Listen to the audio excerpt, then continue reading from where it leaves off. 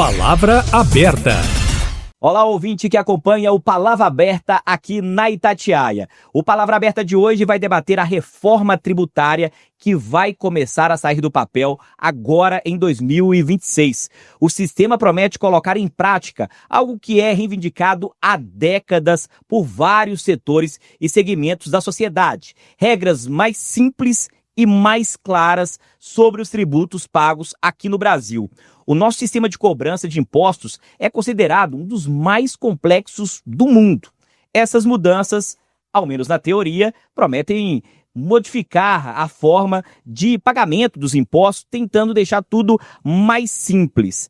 Para a gente tentar entender melhor esse assunto, como isso impacta na sua vida, ouvinte, telespectador que está nos acompanhando, você que está aqui nos acompanhando, que também é empresário, eu, Mardélio Couto, direto dos estúdios da Itatiaia, aqui em São Paulo, trouxe dois especialistas aqui para o Palavra Aberta. Aqui nos estúdios comigo em São Paulo, na Avenida Paulista, eu recebo o doutor Vitor Volpi Nogueira de Lima, advogado tributarista com bacharelado em Ciências Jurídicas pela Faculdade de Direito da Universidade Presbiteriana Mackenzie e pós-graduação em Direito Tributário pela FGV, a Fundação Getúlio Vargas. Conectada conosco virtualmente também está a doutora Mônica Pereira Coelho, advogada especializada em Direito Tributário, mestre em Tributação pela USP, a Universidade de São Paulo e sócia do escritório Barros de Arruda Advogados, autora também do livro ICMS, Distorções e Medidas de Reforma. Vou começar com o doutor Vitor, que está aqui nos estúdios. Bom dia, doutor. Obrigado por conversar conosco. Esse assunto é complexo, mas eu sei que é de interesse de todos, é importante para quem está nos acompanhando aqui na Itatiaia, nas plataformas digitais. Bem-vindo, obrigado por conversar conosco. Gostaria de começar perguntando para o senhor, o que o senhor destacaria de algo mais relevante dessa reforma que vai sair do papel agora nesse ano de 2026? Bom dia, seja bem-vindo mais uma vez. Bom dia, Mardélio. Bom dia a toda a audiência da Itatiaia que nos acompanha. Agradeço pelo convite. Bom, como você mesmo disse, a reforma tributária se discutiu durante muitos anos no Brasil. E um dos pilares dela é, de fato, a simplicidade, a isonomia e a igualdade entre setores. E também o princípio da neutralidade. Ou seja, a ideia propagada na reforma tributária, emenda constitucional 132 de 2023, é justamente trazer um maior equilíbrio entre os setores e uma simplificação do sistema tributário, né, que hoje é tão complicado e gera tanta dor de cabeça na vida do empresariado. Agora vamos trazer aqui para a nossa conversa a doutora que também está conosco, a doutora Mônica. Doutora, obrigado, seja bem-vinda à Itatiaia, falando aqui com os mineiros, com todo o estado de Minas Gerais. O que a senhora destacaria de mais relevante nessa reforma? Eu vi alguns especialistas dizendo que aqui no Brasil a gente tem alguns setores de algumas empresas relacionados à tributação que é muito maior do que setores produtivos. O que a senhora destacaria de mais relevante dessa reforma tributária? Bom dia, seja bem-vinda. Bom dia, Mardélio, bom dia a todos. Como o Vitor já disse, acho que a maior expectativa com relação à reforma é a gente simplificar o sistema tributário no Brasil, né, com normas mais claras, não cumulatividade, adaptação de sistema, neutralidade, acabar com a guerra fiscal entre os estados, o que vai melhorar, né, o que se espera, a expectativa é melhorar o sistema, tanto para os empresários quanto para os consumidores, com um sistema mais transparente e eficiente. Doutor, queria questionar o senhor sobre esse ponto. A gente, jornalista, a gente sempre acompanha isso e o ouvinte vai se lembrar de vários casos aí de empresas migrando de uma cidade para outra, de um estado para outro, em busca de melhores condições de impostos. Com essa reforma entrando em vigor, agora já a partir de 2026, isso pode acabar ou pelo menos ser amenizado? Sim, a ideia trazida pelo contribuinte, de fato, é esse, como bem colocado pela doutora Mônica. Um ponto interessante que a gente poderia destacar aqui da reforma, que muda completamente o cenário, é o fato da tributação ser alocada no destino e não mais na origem, né? Então, prestigiando aqui nossa audiência aqui de Minas, a gente sabe que aqui em São Paulo tem uma cidade pertinho aqui do nosso estado que se chama Extrema, né? Sim. quantas empresas aqui de São Paulo não fizeram uma filial lá na cidade de Extrema, a fim de melhorar a sua logística tributária, a fim de readequar o seu planejamento, buscando uma eficiência, uma diminuição do seu custo, né? Então, esse é um dos pontos principais. A tributação ser direta no destino, isso vai acabar impactando de maneira geral todas as empresas, porque podem se concentrar centros produtores e centros consumidores. E isso, de alguma forma, mexerá com a arrecadação das localidades, bem como dos localidades estaduais, bem como dos municípios. Ô, doutora, para perguntar esse ponto sobre a senhora, eu já ouvi essa reclamação de muitos prefeitos quando eu cobri a rotina lá da Assembleia Legislativa em Minas Gerais, prefeitos reclamando sobre essa questão de tributação, dizendo que em vários locais que Minas fazia divisa com outras cidades de outros estados, onde a tributação era mais atrativa, as empresas mineiras, na essência, acabavam migrando ali em busca de uma melhor tributação. E eu sei que isso também acontece aqui em São Paulo, locais onde São Paulo faz divisa com outros estados aí, que pode ter eventualmente uma tributação mais atrativa, ter essa fuga de empresas, digamos assim. Essa reforma pode acabar com isso? Isso é bom para fortalecer os estados, as prefeituras, as cidades do interior, principalmente as cidades menores, doutor? Sim, a ideia, na verdade, da reforma, um dos objetivos é acabar com essa procura dos contribuintes por tentar alocar suas operações, às vezes alocando da forma correta, realmente transferindo as operações para outros estados ou municípios, ou há contribuintes que tentam alterar o local da operação, mas de uma forma fraudulenta. Esse problema da guerra fiscal, de às vezes o contribuinte ir para um estado ou um município, ou simular que a operação estava sendo feita por outro estado ou outro município, e acabava sendo autuado e havia discussão. Aquele imposto, no caso, é de qual município? Mesma coisa numa operação interestadual, ou que, como no caso que o doutor Vitor mencionou de Extrema, em que muitos contribuintes faziam a importação por Extrema e depois distribuíam a mercadoria pelo território brasileiro, ou às vezes vindo depois diretamente para São Paulo, que alguns contribuintes foram autuados por conta disso. Isso acaba porque você não vai ter mais o ICMS e o ISS.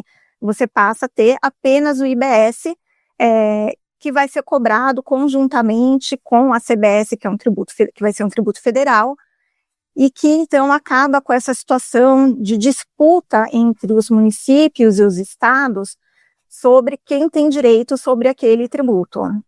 Doutor Vitor, então além dessa questão de evitar essa fuga de empresas, digamos assim, a doutora Mônica já fez uma menção sobre isso, a gente também pode evitar fraudes, eventuais sonegações de impostos, que a gente sabe que essa sonegação é um dinheiro que deixa de chegar no caixa público, chegar na saúde, para a educação. O que é sonegado, né, doutor? É o dinheiro de todos nós, da sociedade, né? O dinheiro público, né? Exatamente, Mardélio. Um dos pontos que é importante a gente estar trazendo aqui para o pessoal de casa é que essa segurança que a reforma tributária traz, ela é advinda de uma diretriz que quem estabelecerá a alíquota, né, relativa ao destino, né, da tributação será o Senado Federal, né, quando a gente fala do IBS, né, o Imposto sobre Bens e Serviços. O Senado definirá essa alíquota e os estados e os municípios deverão se submeter àquilo que esteja sendo estabelecido. Ou seja, quando você tem essa determinação vindo de um Senado Federal, da qual terá que ser acatada pelos demais entes, né, os municípios e o Estado, isso gera uma segurança para não se ter uma nova guerra fiscal em relação ao destino, né? Porque hoje a nossa guerra fiscal, como bem dito pela doutora Mônica, ela é em razão da origem, né? Então a reforma tributária veio justamente para suprir esse ponto. Doutora, queria que a senhora falasse um pouco para a gente, ouvindo pessoas que tinham críticas em relação à tributação praticada aqui no Brasil, falando da complexidade. Eu vi vários especialistas citando que há alguns setores aqui de algumas grandes empresas que a parte que cuida ali dos impostos para entender essa dinâmica da tributação era maior do que setores produtivos de empresas instaladas em outros países, né? Grandes países, grandes economias aí pelo mundo. Essa é uma realidade de fato?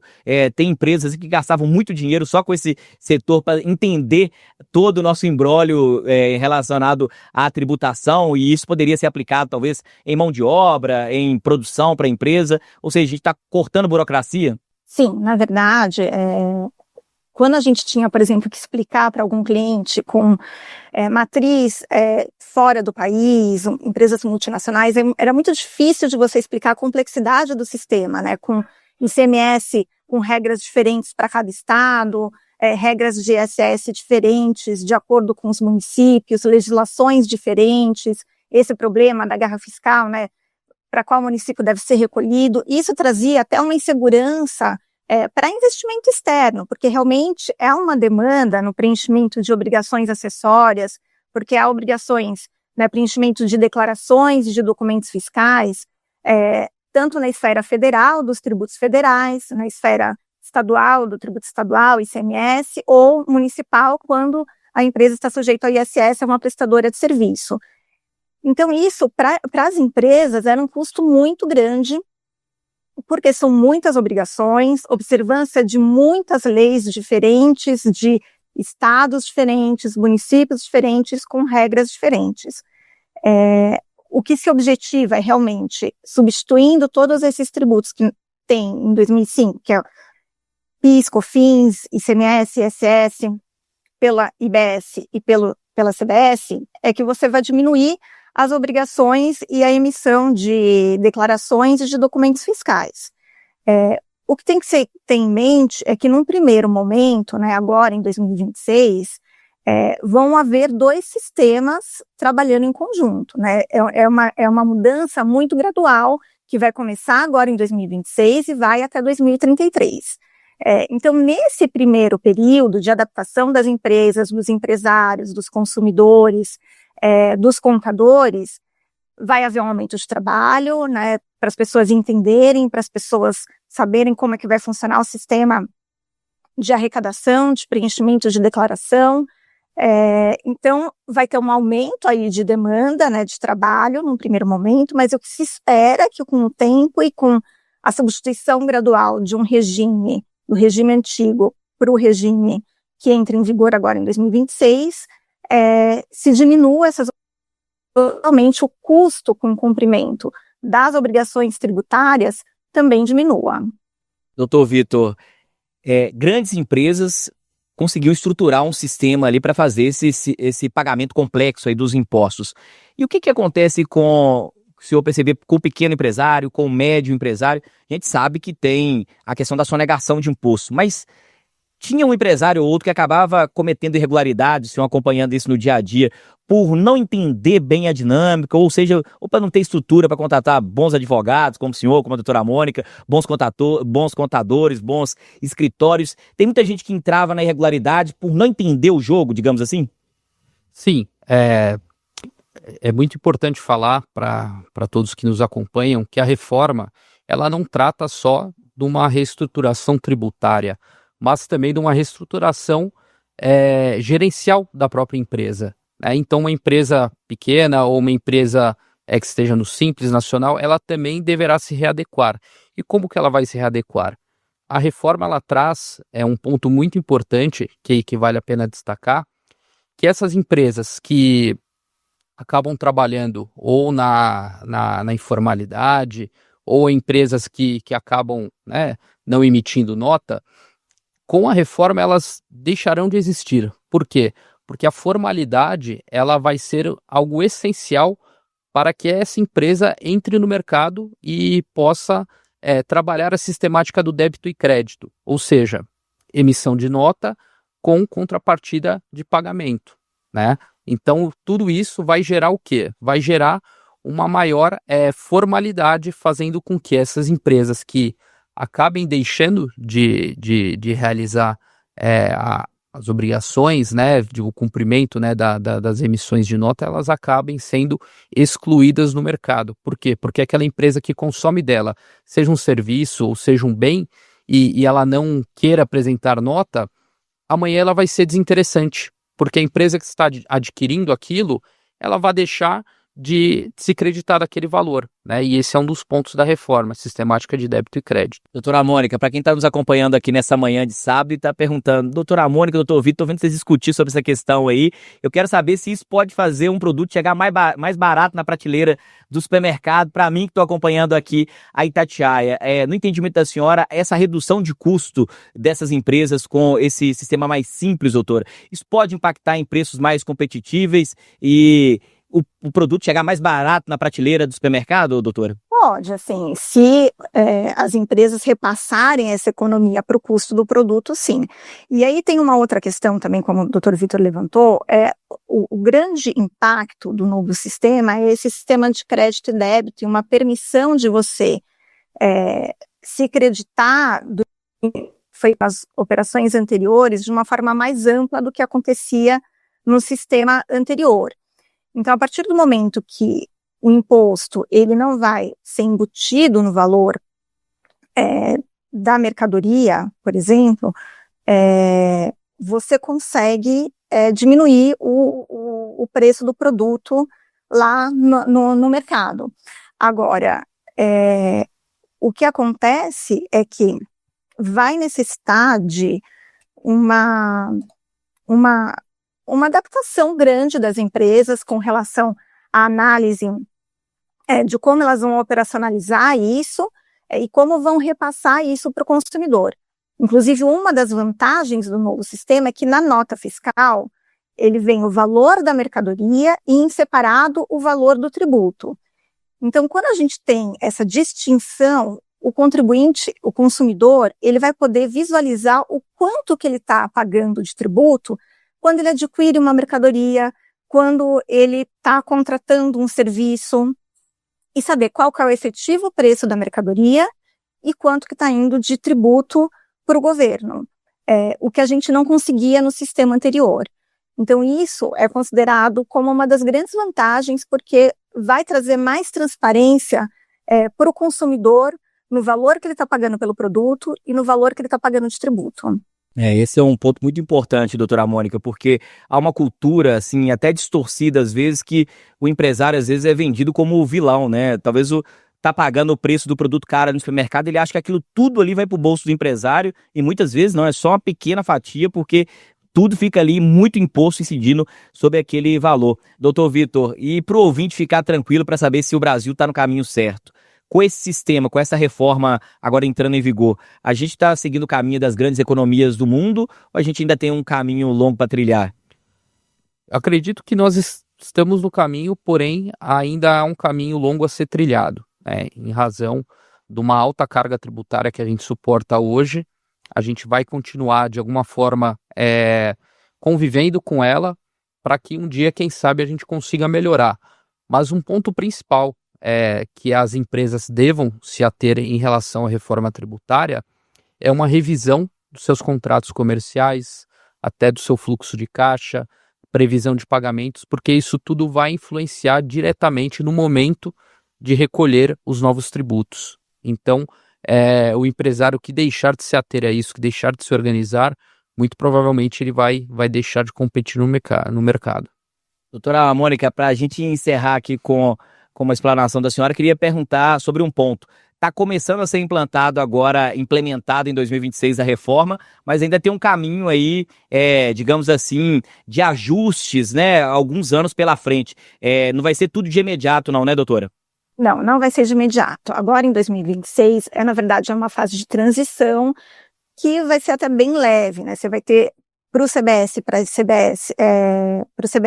IBS, alíquotas simbólicas de 0,9% e 0,1%. O recolhimento não é obrigatório ainda. Esse valor, caso o contribuinte opte por já pagar em 2026, ele pode ser compensado com outros tributos, mas o que tanto o contribuinte quanto os consumidores têm que ter em foco é que 2026 ele é um ano de teste de sistema, de ajuste de notas fiscais, treinamento das empresas e dos contadores para se adaptar a um novo sistema, né? Então, o foco do governo nesse momento não é nem a arrecadação, ele é um ensaio geral para que tanto o contribuinte quanto o governo possa se adaptar A partir então agora de janeiro a gente tem as notas fiscais já com o campo para IBS e para CBS, mas se espera que ocorram erros tanto por parte dos contribuintes, quanto erro no sistema do governo, que pode travar, e se espera que isso aconteça no começo, com adaptação.